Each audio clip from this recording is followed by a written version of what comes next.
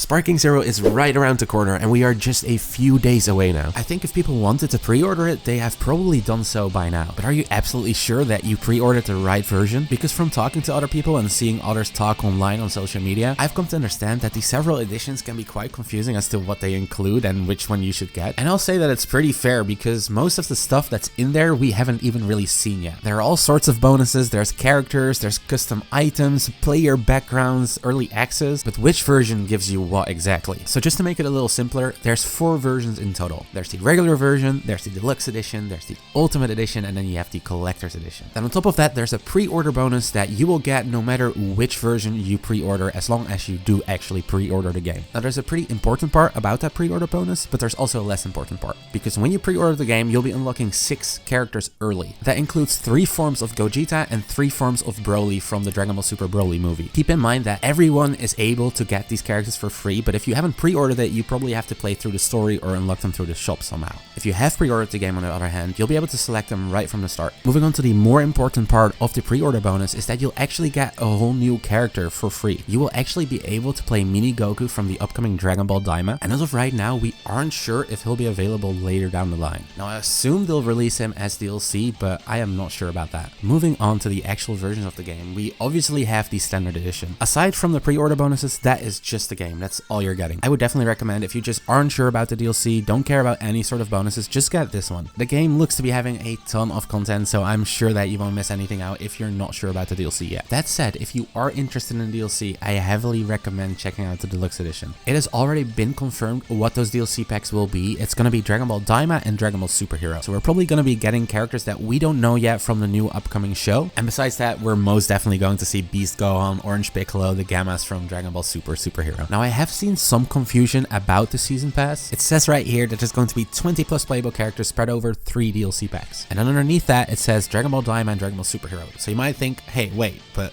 we're getting 3 packs and we only have 2 themes. I am pretty sure that that's going to be the theme for all 3 DLC packs. I do not think that they're going to reveal another theme. I'm also personally guessing, since they said 20 plus, we might get around 21 characters, meaning 7 characters per DLC pack, which is pretty nice. Now on top of that, we're also going to be getting early access to those DLC packs if you get the Deluxe Edition. Just like the main game, I assume that it's also going to be 3 days. Then last, and to be honest also probably the least, is that you get to summon Shenron for free. Now just in case that people don't want to get spoiled on the full game, I'm not going to flat out state every single wish there is. You can definitely look those up if you want to see them, but just know that you can summon Shenron in-game just by collecting the Dragon Balls, and they're not going to be all that important. So that is it for the Deluxe Edition. Moving on to the Ultimate Edition, I just want you to keep in mind that every edition upwards is going to have every single thing from the lower tiers. So obviously the Deluxe Edition has the standard game, the Ultimate Edition has everything the Deluxe Edition has, and the Collector's Edition has all of it. Aside from everything in the Deluxe Edition, the Ultimate Edition also comes with the Ultimate Upgrade Pack. This pack includes a costume for Goku from Dragon Ball Super where he's wearing the power pole, which is freaking awesome. It grants you an emote voice set, which you can probably use online, 2 player card background, with which you can probably spice up your profile, and then 1 customization item, which looking at the game is probably going to be some sort of a boost to your stats. Now again, these customization items, you can get them in game, so don't buy this edition just for that. I really think that the costume, voice set, and the card backgrounds are probably going to be what you're looking for here. Then on top of that, you'll get to summon Super Shenron, which is probably just like other games, a better version of Shenron with different wishes. But same here, you'll probably also be able to obtain those in the game itself. I would say there's only 2 real reasons to get the Ultimate Edition if you ask me, which are super valid reasons by the way. One is if you're a huge Dragon Ball fan and you just want to support the developers that much more. And the second one is if you're just a huge Dragon Ball fan and you want to get everything. You like to collect stuff, you like to spice up your profile with things that are exclusive. You really like Goku with the power pole, which is the reason I am getting the Ultimate Edition. I've also seen a lot of people say that I have waited for this game for 20 years. I am a huge Dragon Ball fan. I'm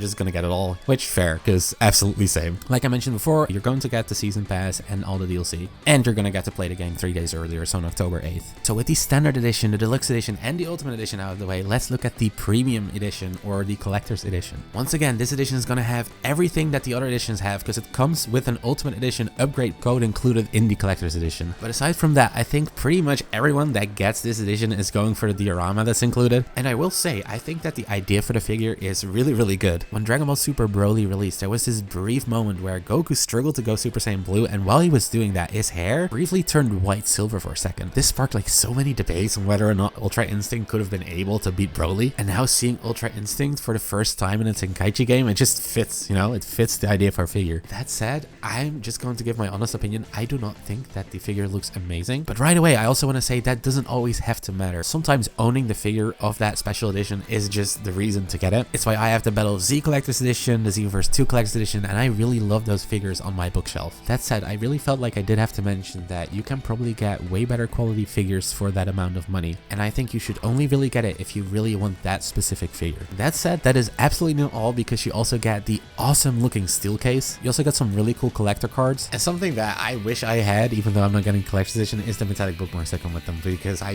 don't know why, I just love them. And with that, we have every single edition of Sparking Zero covered. Just a quick recap if you want some advice. I think that if you're not interested in any DLC whatsoever, just get the standard edition and you're getting everything you need. If you're planning to get the DLC anyways, you might as well get the Deluxe Edition because you get some nice little bonuses. If you're either a really big Dragon Ball fan or you have some money to spare, take a look at the Ultimate Edition. And if you really like the figure, then go for the Collector's Edition. Once again, I have personally pre-ordered the Ultimate Edition because I do want the Season Pass and I also want the little bonuses that come with it, but I both don't have the money to spare for the Collector's Edition and I also don't necessarily need the figure right now. I think that the Deluxe Edition and Ultimate Editions are the most popular choices that I've seen on social media anyways, but I'm incredibly curious about what everyone's getting, so definitely shout it out in the comments. With that said, I really hope that this video helped you a little bit in making the choice of which edition you're going to get when Sparking Zero releases. Besides that, I also recently made a video talking about all the things I hope Sparking Zero improves on, because with how popular Sparking seems to be already, I really think that this game is here to stay for a long while. So if you want to hear about what might change in the future, or if you have your own little nitpicks that you really think that Sparking Zero could improve on, then make sure you don't miss the video in the end card. And as always, have a wonderful day.